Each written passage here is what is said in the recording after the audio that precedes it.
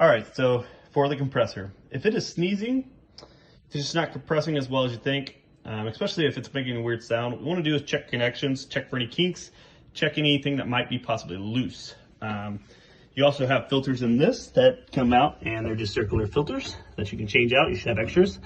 But basically, this connection right here, these are push release, so you push in.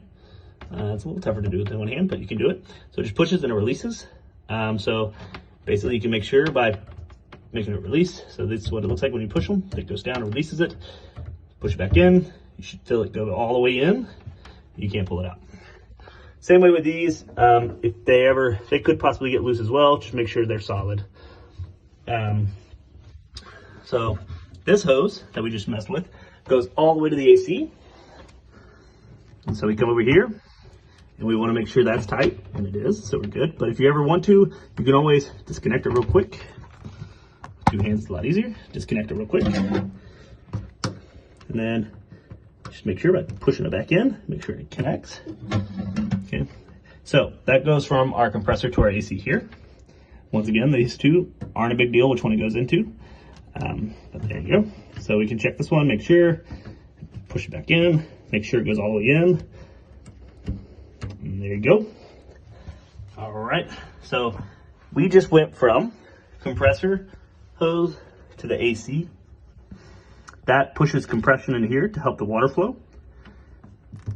And then once it goes through that, it comes through this hose. And this is where it's going all the way to your chamber and pressurizing your chamber, which once again, you can release it, push it back in to make sure it's a solid connection. And there you go. That's your full connection with the compressor. Now, covering the compressor, since it goes through this AC and it puts pressure through the AC unit to help the water flow, well, we need to make sure there is water flow. So by following steps of the other video and basically shutting off the valves and then making sure we don't have any air pockets in the hoses and then all that, that will confirm that the water flow is going steadily in here, which you'll see it kind of wave like we talked about in the video. If it's steady, that means you don't have any water flow. And if it's iced up, that usually means you don't have much water flow either, or your setting's below 5.0 on your AC and it's getting too cold. So the sneezing matters. The other things that can affect this are going to be in your chamber. So if this gets kinked, that could be an issue. So we want to make sure those connections are solid. Same for that AC. So the AC cup down there, if that gets kinked, which it can get shoved in from the feet, that can also cause the compressor to have issues.